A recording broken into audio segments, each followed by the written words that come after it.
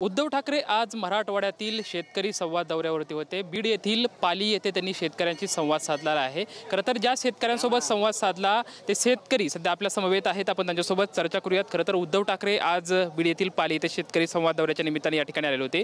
आपण उद्धव ठाकरे यांच्या समवेत आपल्या काही ज्या व्यथा आहेत त्या मांडल्या आहेत। काय नक्की चर्चा झाली, काय आपण त्यांच्या समवेत आपल्या व्यथा मांडल्या? महाराष्ट्राचे माजी मुख्यमंत्री उद्धव बाळासाहेब ठाकरे हे पाली गावामध्ये आले। सर्वप्रथम आम्ही त्यांचं गावाच्या वतीनं मनपूर्वक स्वागत केलं आणि शेतकऱ्यांच्या ज्या व्यथा आहेत त्या मांडण्याचा प्रयत्न केला। शेतकऱ्याच्या व्यथा आहेत कापूस, सोयाबीन, उडीद।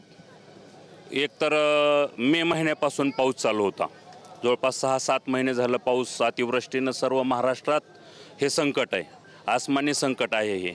आणि त्याबद्दल ते कानावर घालण्यासाठी, ते व्यथा मांडणं आमच्या ऐकून घेण्यासाठी माजी मुख्यमंत्री उद्धव साहेब आले होते। मग फेडरेशनचा चालू नाही आहे, शेतकऱ्याच्या भावाला हे मालाला हमी भाव नाही आहे, परत आणखीन जे नुकसान झालं आहे आता सध्या त्याची काही व्यवस्थित भरपाई मिळालेली नाही।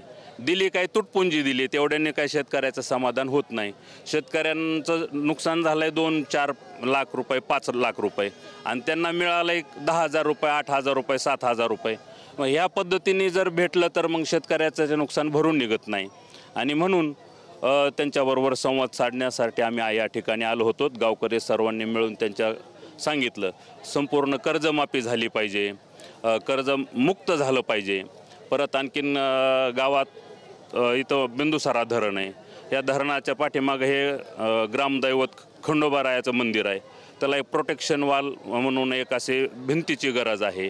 पलीकडं आमचा कपिलधरवाडी हा एक वार्ड आहे पालीतला, तिथं भूसंकलन होऊन ते कधी बी माळींसारखं किंवा आणखीन पाठीमागं मुख्यमंत्री एकनाथ शिंदे साहेब त्या गावाला भेटायला गेले ते त्या गावासारखं होऊ शकतं।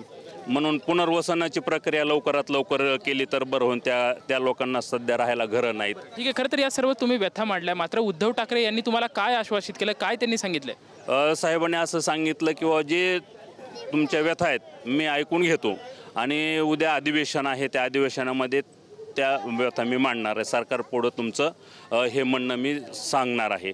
कारण कर्जमाफी देत आहे तुम्ही म्हणले ते, पण जूनमध्ये देऊन काय उपयोग आहे? म्हणजे 6 महिन्यानंतर देऊन उपयोग नाही, ती अगोदर झाली पाहिजे, जेणेकरून शेतकऱ्याला त्याचा फायदा होईल। किंवा मग हप्ते भरायचेत म्हणले, मग हप्ते भरायचे का नाही? पीक कर्जाचे आपण हप्ते भरावं की नाही असा एक प्रश्न शेतकऱ्यापुढं। मग कर्जमाफी जर द्यायची असेल तर मग हप्ते आता भरणं का न भरणं हा एक मोठा प्रश्न आहे। म्हणून जूनमध्ये द्यायच्याऐवजी अगोदर जर कर्जमाफी दिली तर बरं होईल, असं आमचं एक सरकारकडं एक प्रामाणिक आणि संविधानाला धरून मागणी आहे। खरं तर आता सरकारने जे पॅकेज जाहीर केलेलं होतं या संदर्भातलं काही अनुदान जे आहे ते तुमच्या गावातल्या पालिकेतल्या शेतकऱ्यांकडे आलंय का, मिळालंय का? काय सध्याची परिस्थिती काय? ते मिळालंय, पण जे पाहिजे तसं मिळालं नाही, समाधान झालं नाही। त्यांनी मिळालं, काही खात्यावर पैसे आलेत, काही आले नाही। सरकारच्या कर्जमाफीच्या भूमिकेकडे तुम्ही कसं बघताय? जे त्यांनी जूनमध्ये सांगितलंय या त्यांच्या भूमिकेकडे कसं बघताय? जूनमध्ये नाही, अगोदर कर्जमाफी व्हायला पाहिजे। सर्व शेतकरी एक तर अगोदरच मेटाकोटीला आलेला आहे, पूर्ण अतिवृष्टी महाराष्ट्रामध्ये आहे, आणि मग कर्जमाफी वाट बघत बसण्यापेक्षा त्यांनी तातडीनं याच्यावर निर्णय घेतला पाहिजे सरकारनं। कारण कसं होत आहे की तुम्ही आता भूक लागली सध्या, मग सध्या जेवण पाहिजे ना, नंतर तुम्हाला जेवण दिल्यानंतर काय उपयोग नाही। आता सध्या गरज काय शेतकऱ्यांची, त्याच्यासाठी कर्जमाफी त्यांनी लवकरात लवकर केली पाहिजे।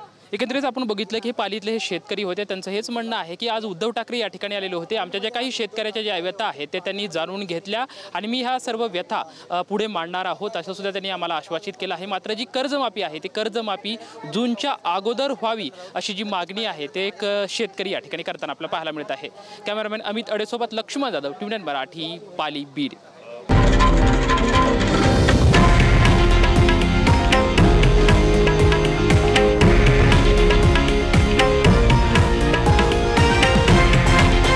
हे आहे देशातील नंबर 1 न्यूज नेटवर्क आणि आपण पाहत आहात TV9 मराठी, एकमेव।